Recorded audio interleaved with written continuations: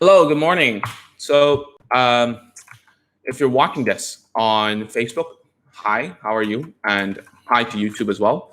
If you're watching this on a recording, that's cool. Just put down a comment and tell me what's going on, what's up with what's going on at home right now. Okay, so why I wanted to do this video about basically how long it takes to see results is because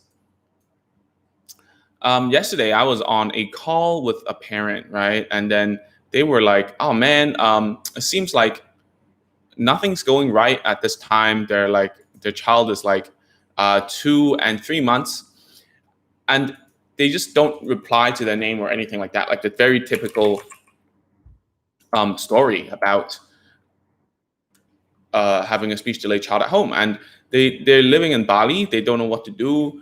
Bali, Indonesia, by the way. That they don't know what to do. They're like, how long does it take for for him to catch up as a guy we're talking about? And I'm like, this is one of the most asked questions I ever get, right? Because everyone who's coming to me is basically coming for a what's that called? Coming for a result, right? They're coming for a result. They're coming for a solution.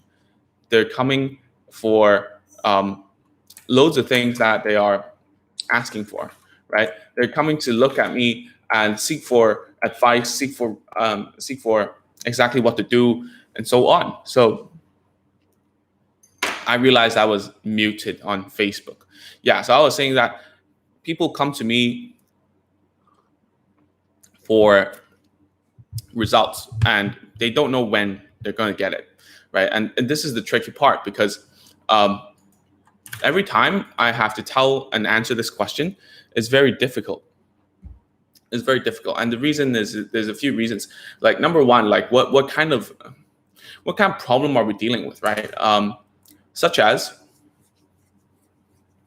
are we dealing with an ASD kid, like a child on the autism spectrum, which I'm more familiar with, to be honest? Are we dealing with a child who has multiple difficulties? Like he or she might have some cleft palate issues, meaning like there's a hole inside their palate, and they might have a genetic disorder. All these things account for how long it's going to take. But the usual thing is, the answer is, mom, dad, it's going to be a long fight, right? It's going to be a very difficult time ahead of you. And recently I read a paper and it said that do actually like speech delayed children, or language delayed, if we say it nicely, right? Is language delayed children, do they actually catch up? That would be the question. And the answer is no, not really. So the thing is, if you want to know about that what's that called? If you want to know about that particular study, please let me know in the comments. I'm very willing to like let you guys know, because to be like, a lot of parents are actually very willing to learn. So, and they're willing to explore. So if you need anything, just tell me. Okay. The thing is about catching up is now becoming like the new term for like, oh, how long is going to catch up? Are they going to be okay? What time frame are we talking about? Like, are they going to be okay by 7? Not really. So most of them are still delayed in some shape or form. So nowadays, therapists, assessment people, they like to call it language disorder more than delay, because delay implies that that they're going to catch up, and it gives a false hope.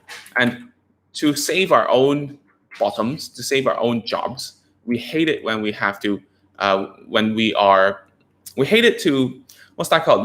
We hate it to give false hope and put ourselves in danger, right? So that's why it's becoming more and more, if you get an assessment nowadays, it's more of a speech disorder. And the other day, one of the parents who is my client is saying like, hey, Ming, language disorder sounds so much more scary than delay.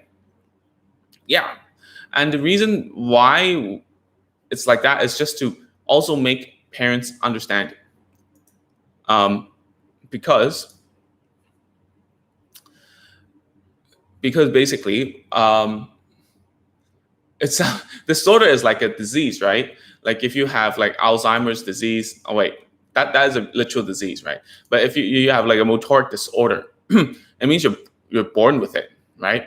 And there's nothing much you can do about it. But there is actually a lot you can do about it. It's more about like, can you actually, you need to teach your child and yourself how to cope with it. So there's a lot of studies out there that talk about like, oh, whether children would catch up or not. And recently, I've seen another one that are like, what happens if a child, there's like a significant risk for speech and language delay, right? Meaning they might be a little slower than their peers. And the ones that are typical. So there's like risk in terms of language and speech and delay. And then one group of parents, they choose to wait and see. All right, they choose to wait and see. The other group opted for early intervention, and also the mother and the father decide to like learn themselves about how to do some things. Okay, so it was shown that parents who actually learned those tricks, what we call like Mailu. I'm not sure if I'm pronouncing it right, but Mailu teaching is something that we use a lot inside the clinic room, right?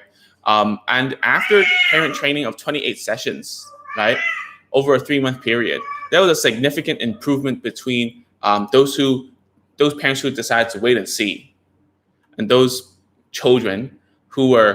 parents who actually decide to learn about stuff, learn about like how to do language facilitation, doing Mailu, whatever, that kind of stuff. And I'm going to quote that text over here. It says, children in the control group, meaning the children who waited and see, did not catch up, but fell farther behind their peers with TL. TL meaning like the treatment group. Okay, so those parents who actually went and did the thing. So I'm going to link this over here. I'm going to just link it to the comments so that you know, basically, it's a whole paper. But in summary, it just means that if you're scared that your child will not catch up, well, you got to do something about it too, right? So this is not me trying to push you guys towards like learning everything you can, because that's impossible. But you got to learn the things that are that can help you do like things on a daily basis, right? Like, can you learn some methods and techniques that will help you cope with the situation right now at home? And the best thing ever, actually, is I've already told you about in a separate video. If you haven't, just go check it out. It's called like language facilitation, how to do speech therapy at home. We've got a whole playlist about it. And usually this is what I tell parents. Look, there's a risk now that your child is going to fall behind. And obviously, after assessment, that, he's already this amount of years behind, or this amount of months behind. So if you don't do anything about it and you just wait and see, then it's just about risk management, right? Do some children actually do catch up? Yes. And do some children never catch up? Also, yes. And some parents actually tell me, right in my face or over the internet, they say something like, hey, man, dude, I heard that Einstein is also a late talker, right? I also heard that, Jay Chou, the singer, is autistic. Why should I care, right? Even like famous people are. But hey, this might be true, might not be true. I'm not going to whatever. I don't know. But the thing is your child going to be Einstein? Nobody knows. How, like, Einstein is like 1 in 10 million of people. You're using like one instance of person to justify if your child will catch up or not, which is kind of like, it's not good. It's not good. It's like saying, Michael Jordan, he was cut from his high school team for basketball, right? He was fired from his basketball team, and when he was doing when he was in high school, and he went on to become the best basketball player ever. Period. Do all basketball dropouts in high school get into NBA? Absolutely not. Like very low percentage actually do, right? And how many of those become the best basketball player ever? Neither. Who's the best basketball player now? LeBron James. What was he? A legend in both high school basketball and football, American football, not like the ones that we know, like the ones that we really use our feet to play with. So given that, I would say that, right? And they would be like, okay, fair enough. And I feel like sometimes this is the problem with a lot of therapists out there. It's because when parents throw these objections out, right? Like, oh, dude, people's gonna catch up. Oh, I have a cousin's daughter who has autism. She's doing fine now, lah, right? That's how they say in Southeast Asia. They're doing fine now, lah, right? Like that, right? But as a therapist, you also are some sort of a sales, because you're trying to sell your service to the parent, right? They're here for a reason. They're scared for a reason. But sometimes the therapist cannot give that low urgency to push them to take action, right? Some parents, you don't even need to push. They're already talking about, oh, how many sessions do we need? Like, I want to see as much as possible. Those you also have to calm them down, not saying, okay, whatever, like, give me your money. Like, that's just not cool. So here I'm actually helping out to answer the questions for those parents who do somehow find this video. Obviously, this is not a one-off video. I'll be making more videos like this, right? But what I'm saying is, like, a lot of therapists, they cannot like pronounce their value to the parent, and also pronounce the risks that need them to take action right now. So what are the risks, right? The worst case, always we talk about the best case scenario and the worst case scenario. The best case scenario is that, oh, dude, your child is only around, like, is delayed for now. Let's say at 3, when child gets to 3 years old, suddenly there's like an explosion of words, right? That's cool. Explosion of words. And he's catching up. So by the time he's 3 to 4, he catches up really quick. And that's that. You don't need to think about it anymore. That's great, right? Okay. So the worst case scenario is he will stay at this level forever, right? That's the worst case scenario, which is very highly unlikely, unless they have like some sort of like multiple disabilities, like crazy, a lot of different things going on, and you do nothing about it, right? Then it will stay there forever. So these two scenarios, let's say that we do some speech therapy, some ABA therapy, some occupational therapy for your child. Is it going to help? Maybe, maybe not, right? But is it gonna, let's say that in between like 3 to 4, that they do catch up, the best case scenario, right? If you let them have therapy during that time, is it gonna accelerate it? Yes, it's going to. There are some surefire ways to actually help children develop language. It's well documented. Like, people know it nowadays, although our industry is rather premature. I would say we haven't been around for a long time, right? So yeah, the best case and the worst case scenario, therapy will still help no matter what. So what are the things that the parents are thinking about when they're hesitant to actually continue with therapy? Well, obviously, I'm speaking from like a matter of experience. You know, like a lot of parents come to me after they do the assessment, they don't want to continue. It means that my assessment wasn't accurate in terms of what they're thinking about their kid. Usually, if a therapist has done a good job with assessment, it enters the conversation inside the parent's mind. It's like, yeah, how did you know that? Right? It's only been like 20 minutes. How did you know that this would happen at home? Or how did you know that whatever? How did you make my child talk more than I do? Right? These are the things that it would make you more comfortable when you see a therapist who does assessments skillfully, right? So to go back to the question of how long will it take? How long does it take to see results with speech therapy? I'm going to tell you that most of the time, you will see results in the first 1 or 2 months real quick, Are they going to catch up? Most probably not. What kind of results can you expect?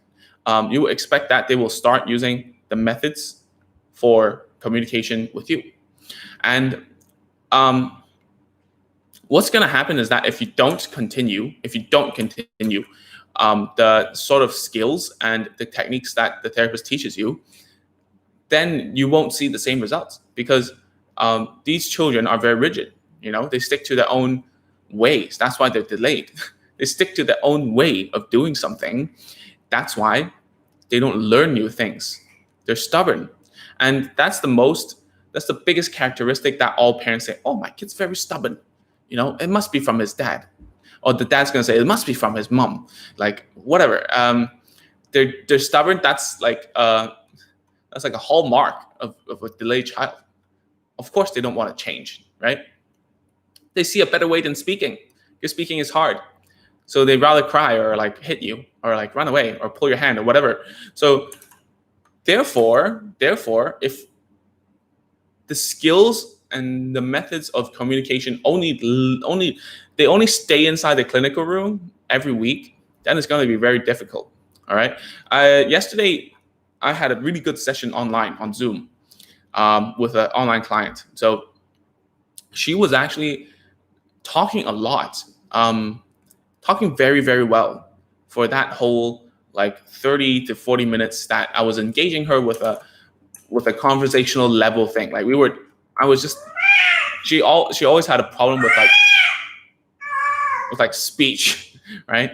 But we were able to like talk, like really have a conversation for a whole like 30 to 40 minutes, right?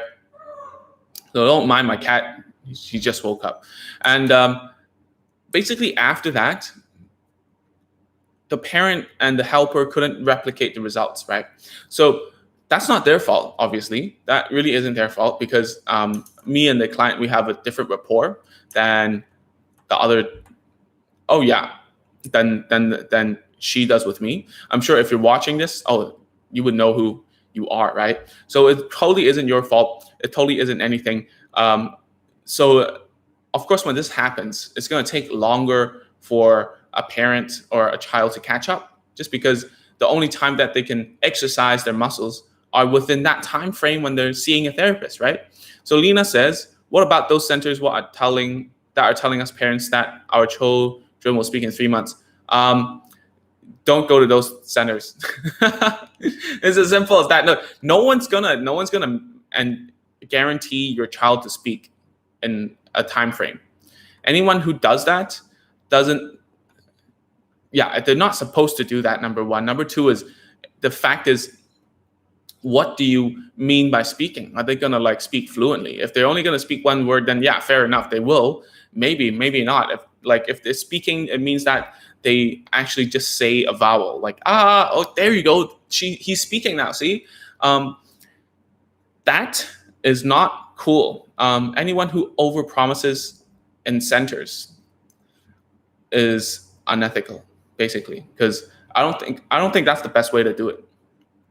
And I don't know whether there are guidelines with this or anything.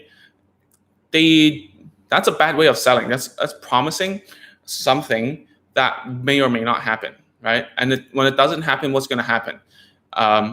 You are going to be sour.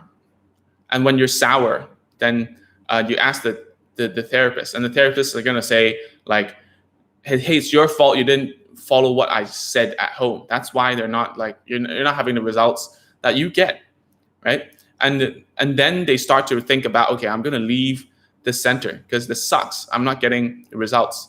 And Lena says, what should parents consider when those centers told us that way? Okay, so when centers tell you that, oh, hey, come to me, like do an assessment. Assessment might be a lot more expensive than the therapy services, right? So it might be like 3 times more expensive, given like the paperwork and everything. So the center knows that you have the purchasing power to pay for therapy. Therefore, they're gonna sell you, right? So when they sell you, they're gonna say stuff like, "Oh, dude, come," because given what I've seen thousands of children.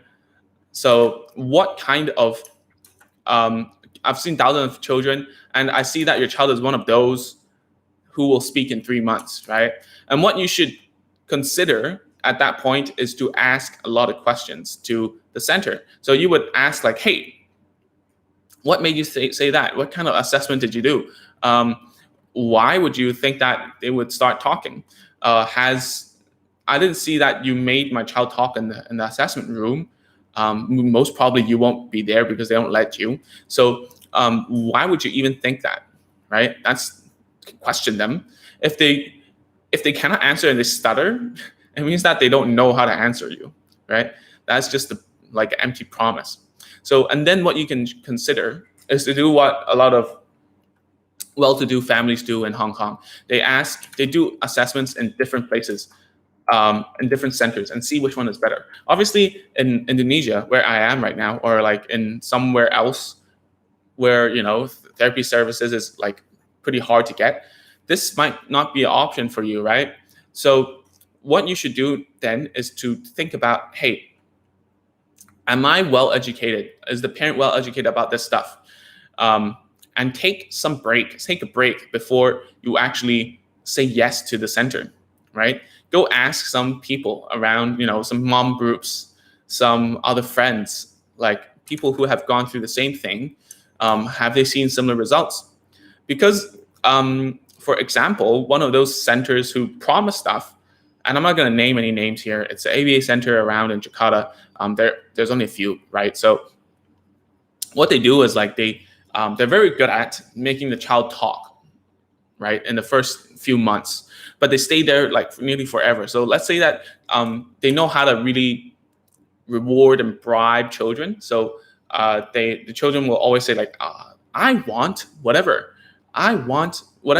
So it's always like a cookie cutter therapy process. So given that they're teaching a bunch of ASD children, it means that they're becoming very, very, very rigid, and they just keep on there. So the parents are happy about the situation in those 3 months because, now they're talking because they can say I want, but after that they stay there for like a year or something, right? So maybe it's not an empty promise. It's really, that's what they're accustomed to. That's what they've been seeing, right? So how you should react to it is to ask those parents inside to see what is good for you, what is bad for you. Are you okay with having your child to speak, I want something, right? Is that something you want to settle for now, okay? And then go to another center for other sort of things or skills that you want them to learn, right? So I've seen multiple parents who graduate from different centers just because different centers have different specialties or something. At least that's what parents think. And because parents think that, they bring children to those centers. So those centers only get that kind of kids. So therefore, they become better at that type of children. So that's why it's becoming like that. It's more like a self-fulfilling prophecy. Like parents think, this center is only good for children of this kind. So only this kind of children gets into it. And then this center only is good for this type of children. So like therefore, you get like chunks of parents and people going to those places, right? And which the therapy centers use the same way to sell and talk to parents, right? As Lena was saying, they would promise parents that, in 3 months, they'll be talking. And you have to do your homework yourself, right? And once you do the assessment, you need to be able to go into they give you like a whole sheet of assessment paper, report, which even I wouldn't want to read it, like, to be honest. Like, I read the first part, and I'm like, oh man, I'm going to come to my own conclusions. So it's difficult. At this situation, it's hard. So would you expect that within 3 months that your child will start talking? Yes and no. I really think that if it's an ABA center and you put your child there every day, it should be pretty easy to get results because it's just a very controlled environment, right? Whereas if you're seeing a speech therapist like myself and it's been like 3 months and you see me every week, you should still see results, but not as fast, right? But the key thing is that you continue the work at home, which is why it might sound that I'm putting the blame on you guys or anything, but it's not. It's just that I've had clients who do exactly what I say. I had clients who overdo what I say. I have clients who don't. Back in Hong Kong, I used to give like a sheet of paper. It's called home practice. It's like a practice that we all do in Hong Kong nearly. Like those who really want something to happen at home would hand out home practices to the parent with a blank sheet of paper for them to fill in and tick. Oh, did you do it today? Yes, tick, tick, tick, tick, like that. And then right before our session, the parent would like just scramble and take like a piece, like the same pen and just take everything in the same fashion. And I'm like, dude, obviously you did it, like you ticked it right before you came in. So did you do it or not? Like it became a sour relationship, you know what I'm saying? So that's why I don't do it anymore. Instead, I tell the parent to do it right in front of me, right? Which puts them at the spot and also makes them understand that the value of our work, because I can make it look very easy because I've done it many times. But when the parent sits down and they do it, they kind of screw it up because they haven't been through it enough times to know what to do, right? So it's kind of also a way for parents to understand, right? So if you are able to replicate nearly just 50% of what therapists are doing in the clinic room, and you actually try, I can guarantee you that your child will advance much, much faster, right? Especially for speech therapy, because if your child improves every week, the speech therapist becomes more of a monitor, becomes more of a supervisor of how the progress is going. And then every time he or she, the therapist, will teach you different things, harder things, so that your child can advance. And once you have that different and high level thing, I give it to you and you do it at home, then for that week, they're just going to keep on improving because you're always pushing something harder, right? For so many times that I come back every week, it's the same old goals every time. And sometimes it regresses a little bit, and it just makes me wonder how it is at home. And then when I tell the parent to show me what's going on at home, it seems like the kid just doesn't care. And it's not the parent's fault, right? It's not your fault. It's if you're my client, then it means that I haven't communicated the importance of doing stuff at home, right? Because you're spending 99% of your time at home now because of the virus. So now you can't even go to a center.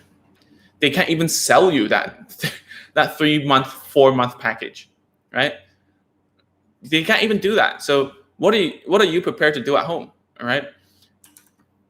That's something that you have to think about. And hopefully through this answering of this question, how long it takes to see results, one of the most frequently asked questions ever in therapy, right? Hopefully by this, you understand the value of the importance of trying these techniques at home, okay? Even if you fail, all right? So I've seen so many parents just fail once or twice and just give up, right? And the difference between me and a parent is that, first of all, I select the correct level of difficulty, right? Just enough for your child to like try and not like just straight out just reject you and run away. And then I also provide and try out all the ways of like cueing and prompting, right? So Lena, you're here. So remember how we were doing the prompting like this with the hands? That's by trying, right? That's by trying. We know that mouth shape works. We know that tactile works. Tactile, we don't know how much it would work because she's sensitive. So we have to try it out, right? So the difference between me and my parent is that I choose the right level, I try the cueing, and I don't give up, right? No matter how many times they say no, they're screaming, they're shouting, they're running away, I think of a way to make it economically beneficial to the child to try, right? meaning that I will always have rewards at the back end, meaning I will always try to make things easier if it's too hard for him, meaning I will always try different ways of teaching until I hit a sweet spot, right? So one theory, one thing that we always talk about in therapy is called like ZPD, and the Z, if you're from I don't know, it's American or British, anyways, like ZPD, okay, ZPD, right? And what it is zone of proximal development. And basically what it means is just like the comfort zone of a child, right? It's like a circle. Every time we push one corner of the circle out until we keep on pushing the corners and they expand and they improve, right? And that's basically how, what's that called? How theory and knowledge improves, right? It basically is a circle. We keep on poking like little corners and then make the circle bigger, right? So that's probably that is really what is called ZPD, zone of proximal development. And I've talked about in a different video, and how we get there is to scaffold it, right? Scaffolding means like, when you're building a building, I used building and the verb. Anyways, when you're constructing a building, that's better. When you're constructing a building, especially in Chinese culture and in China, in Hong Kong, we use bamboo scaffolding, right? We put it outside of the building so that we can paint, we can whatever. So that actually is the same analogy. You scaffold it, meaning you give the correct prompts, the cues to help them to expand their zone, right? So how fast will it take to see results? So it's how fast you can kick your child. You can like nudge your child outside of their comfort zone, outside of their ZPD, right? How can you do that? Well, first of all, they need to do stuff within their ZPD with you first. That's why we need to talk about like the micro commitments. Are they willing to listen to you, to do things that are within their zone of proximal development, within their comfort zone, right? And this is actually a very common thing to think about. Like, if you cannot make a child do the things within, you can never push them to do the things outside, right? And they will get stuck there for a long time, right? So what kind of things are within the ZPD, the zone of proximal development, their comfort zone, the things that they know already, okay? Some children, it's so small. It's like this, like the parent that was talking to me yesterday. Their child basically had nothing, just some babbling, right?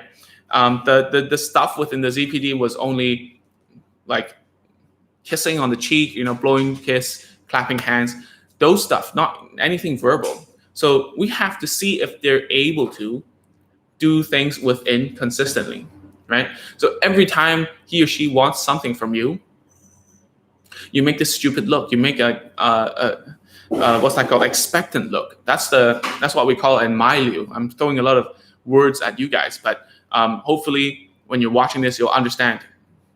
Like maybe like I'll talk about this more, right? So don't worry if you can't remember it. Doesn't matter.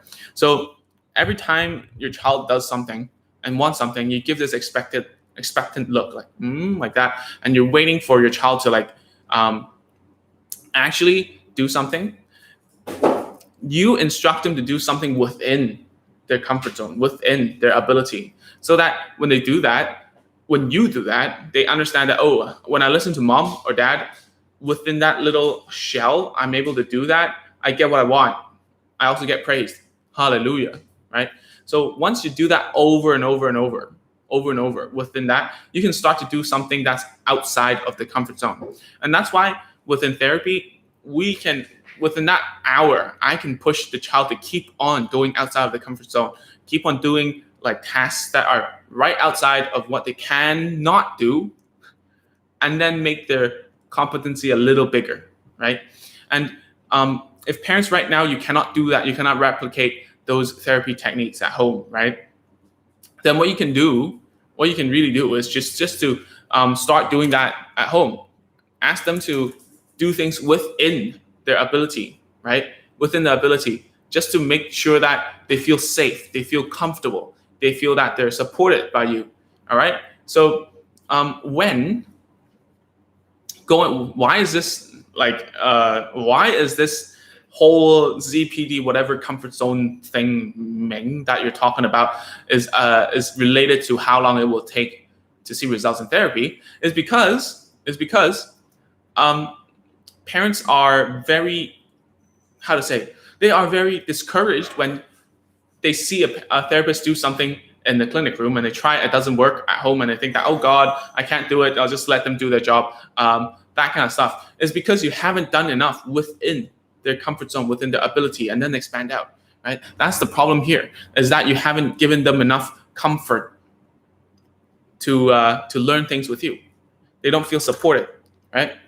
And Anita says, hi Ming, how can you please show how to play swing hands with my daughter? Right, I did tell, like, okay, some backstory, some context. So Anita was emailing me about like how to do things at home. She showed me how it is at home with the daughter, and I told her that, hey, usually between the tasks, I like to swing the hands to build a good routine. So I've talked about, peekaboo. I've talked about like falling down. I talked about a lot of stuff that will build a routine, right? So I don't have a kid here, so I'll have to swing myself. Okay, so basically what you do is like you see that in therapy, the therapist sits very close to the child, and this is correct, especially for you, Anita, for your daughter. You're sitting down to her level and making sure that she looks at you at her level of competence. That's great. You're helping her within that CPD in the comfort zone that you're close to her. Obviously, later we're gonna like move further and further away, so that's more natural. But at this time and point,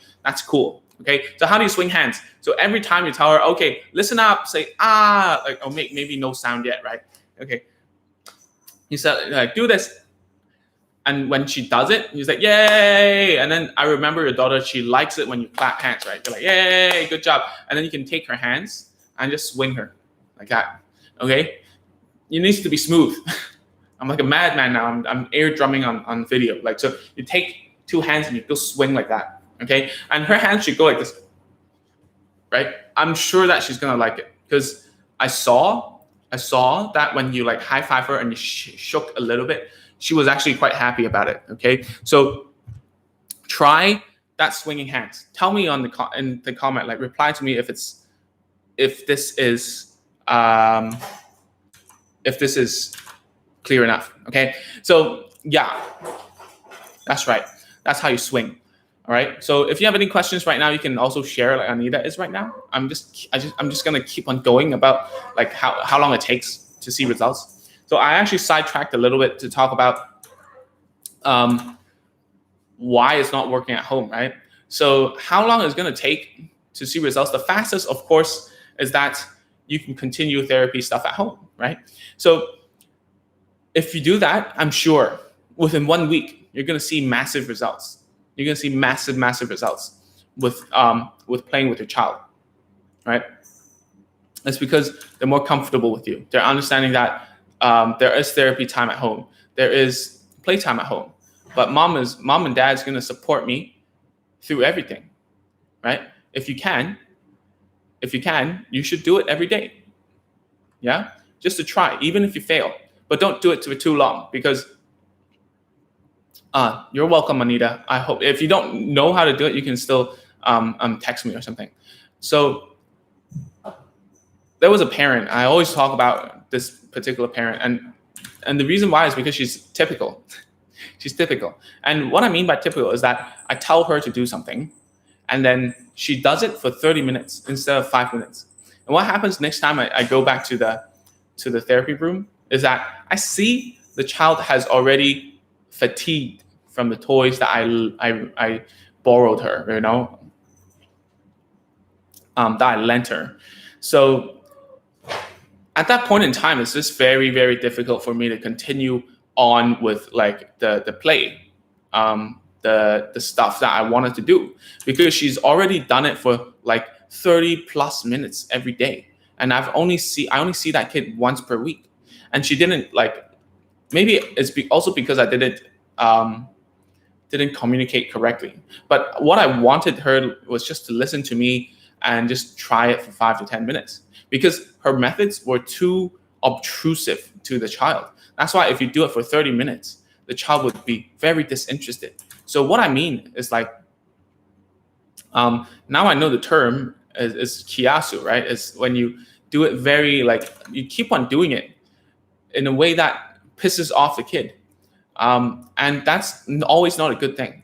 So it's not your fault or the mom's fault to like wanting to have faster results. But cut, if you don't have a long-term thinking and cutting down like ties and trees and all along the way, and making the relationship like sour and bond and like and connecting bad experiences with toys, then it's going to be very difficult for them to come back and wanting to play with you. Okay. And yeah, and especially those who have a second child, who have like two or three children to compare upon. Those are the parents who are the most, I want to get this done. It's impossible. This is impossible. And especially parents who are like high achieving and smart themselves, and are super smart. They just know everything that I tell them. They would discredit the things that I tell them. They would really do that. And if you are watching this and you are also a high achiever, or at least you think you are, or other people tell you that you are, I'm just here to tell you that, yeah, I'm sure you're great at your work as well. But the thing is, there are times that you have to listen to your therapist. There are times that you don't, right? Especially when Lena tells me that, oh, I promise you that in 3 months your child's going to speak. Yeah, obviously there are times that you do and you don't, right? But there is a reason behind. There's a reason behind when therapists tell you to do something. And obviously there's a lot of therapists makes it very hard for parents to trust, right? There's one therapist who blames, there's no therapist who blames the parents. Oh yeah, your child's delayed because of the gadget use. You're just spoiling them too much. Let them tie their own shoelaces, or like let them go to the toilet themselves or something. Don't let them flush. Don't feed them. That kind of stuff.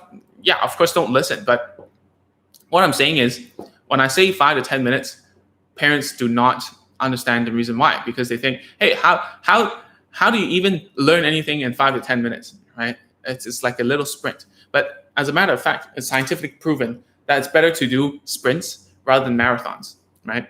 And if you do enough sprints, it's part of the marathon, right? You need a rest. Just as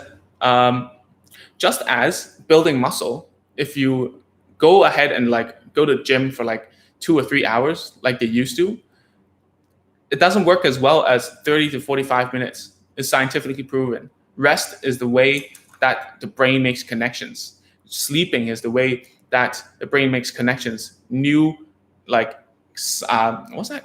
I don't want to embarrass myself, but they make new connections, right? So it's actually the rest that improves you. It's the moments of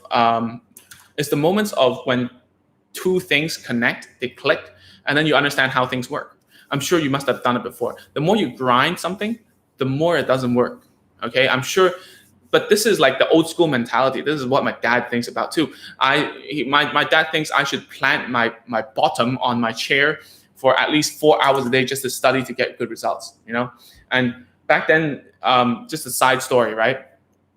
My dad told me, oh, if you get like this amount of grades, I would be so surprised, and I would just say whatever. Like, I don't want to say it because it'll be bad to my dad, but and then afterwards I did get that grade, despite not having studied much.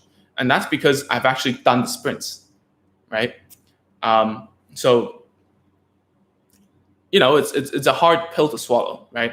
It's hard to understand that if time equals improvement, time spent equals improvement. It's not always like that. So if you're expecting and you're asking how long does it take to see results, and you're not okay with someone who tells you that, oh, it'll be a long fight, we don't know when, right? We can only focus on the things that we can right now, which is sometimes my go-to answer, because I see the child at that moment. I don't know, I've only seen them for like 1 hour in assessment, right? So it sounds crazy to me that a therapist would actually go out of their way to say, oh, they're gonna speak in 3 months, because they have only done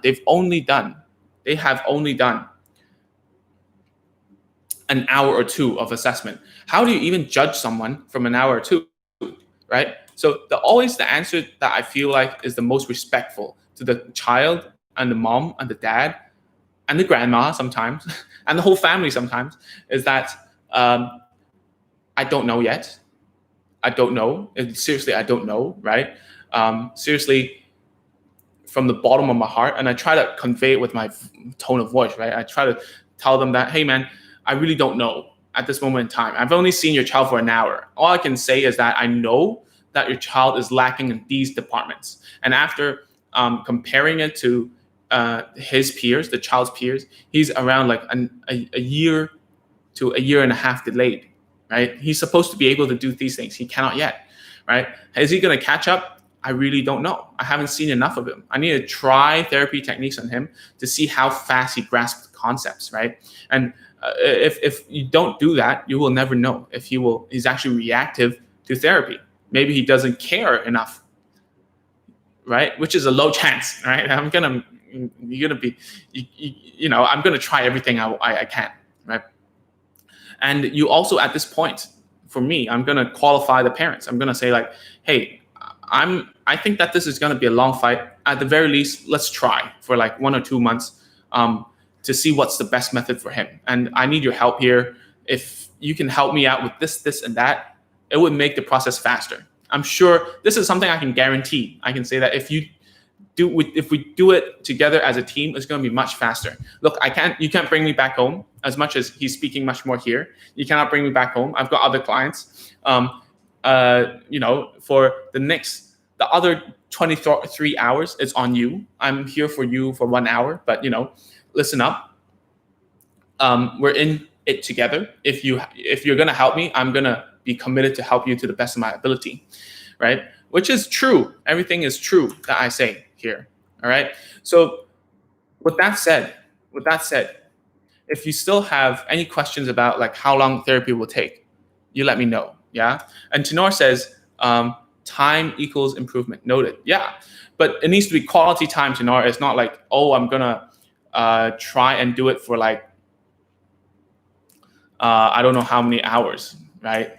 It needs to be short sprints of work, right? It needs to be focused work for that 5 minutes every day consistently, right?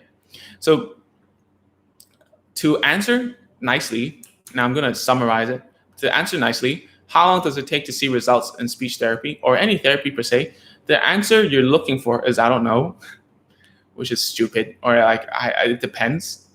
But in general, it's probably going to be a long fight, right? It's probably that you will be doing therapy one way or another with your child. It's been proven by scientific research that children do not really catch up. There's always something lacking, right? And there's always scientific research that if you do it earlier, they will improve much better, right?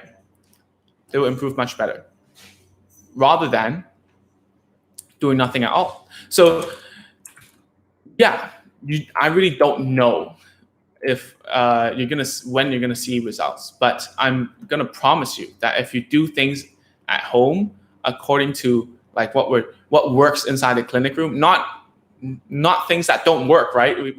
That's why you go to therapy. You see what works. Is a testing ground where you have hypothesis. You think about like what's wrong. You try to teach it, and then you try something that works. Okay, this works. Stick to it until it doesn't. Right? That's what you should do. The therapist will help you find out what works and stick to it like glue at home for the same thing until it works. And are you gonna have difficulties at home trying the same things? Of course, right? But do you give up? No. If you cannot do the same level as a therapist, what do? Decrease it. Do something that your child can do to have a good relationship with the child so that you can do the hard things later, right? So how long does it take? Probably a long time. I don't know. Are there kids that I will say I will give a certain time? Yes. For those who just lack a few sounds. Like there are some kids who come to me who just cannot say like the S sound. And I see that it's like, oh man, this is like pretty easy. Their language is okay. The speech It's just, the S becomes a T, or like it becomes like a SH. If they say like star becomes shar, then it shouldn't be too hard to fix. And I would say, oh well, give me like 2 or 3 months. If you help me out every day to do it for like 5 minutes, just to do the S sound, keep on doing it, I'm sure it's just going to take a few months. Those I can say for sure, right? Because I've been through it, I know it, I can see it. I've tried therapy techniques on those kids probably in that hour, because I've already tried to like elicit what the term is, try to make them say certain sounds to see how much they can take from therapy, right? So those I can say, yeah, this only takes this amount of time. Parents who come to me for the L sounds, also just sounds in general, if it's just a speech delay or speech disorder, meaning there's only problems with pronunciation, I can give a concrete answer to that. I didn't say that how long does it take to see results. Just don't sweat about it. It's going to take like 2 months, right? And it's true. I've done it many times, especially those who are having like those T and K confusions. Like if you tell him to say like, let's say he's saying Tokopedia in Indonesian, right? If he says Toko for like store, it's like say Toto or Koko. So this confusion, right? Or in Cantonese, if they say like a bridge, like Tin Kiu, they will say Tin Tiu, like that. Right? And those are pretty easy to do. So I would just show the parent in the clinic room that, dude, they can do the sound. It's just a matter of practice. It will only take a few months if you do it with me. So that's all. If it's a language thing, if it's a language disorder delay, it will take longer. If it's a speech delay disorder, it'll be much faster, purely. Okay? Yeah, so that's it for today's live. If you have any more questions, thank you so much for hanging out with me here, listening to what I have to say, asking me questions. That's always great. And if you have any more questions, you can always just comment in this live, or something else you can do is to email me at ming@agentsofspeech.com. And before we leave, I do want to talk about like the workshop I'm doing on Friday night, my time. Friday night is 9 p.m. my time, WIB. And EST, if you're in the USA, that would be 10 a.m. And for those, we're basically talking about toilet training as a means of, there's a structured way that I feel like is working for a lot of my clients. It has worked for me a long time ago, but I didn't know that, parents can actually do it themselves, right? So that's why I'm offering it. So go to agentsofspeech.com/toilet to sign up. We have like more than 10 parents joining us this time already. And I just hope that, you can join me if you have problems with toilet. Okay, because it's something that is working, and I want you to try it out. All right. And there is a price to it. There's a little small commitment, because I want you to stay for the whole way. If you're just there in and out, you won't be able to take enough notes to understand which level your child is at, and to analyze why your child hates the toilet. So stay with me for an hour and a half, 90 minutes on 9 p.m. Go to agentsofspeech.com/toilet. Join those 10 plus parents who have already signed up, and I can't wait to see you there. Okay. Thank you so much again, and I'll see you on Friday morning probably. And I'm also doing a live tomorrow night with the Montessori Asia House. Yesterday, we actually talked about like receptive language skills. This time, I forgot what we're talking about, probably expressive. So there, you can also catch me and ask me any questions. It's at 9 p.m. tomorrow as well. It's much easier for parents to actually join rather than in the morning like right now. But it just suits my schedule if I do it in the morning, right? So thank you so much again, and I will see you on tomorrow if you go on IG. And I'll see you on Friday if you tune in again. All right. So bye-bye. Have a great day. Have an awesome day ahead. And that's it.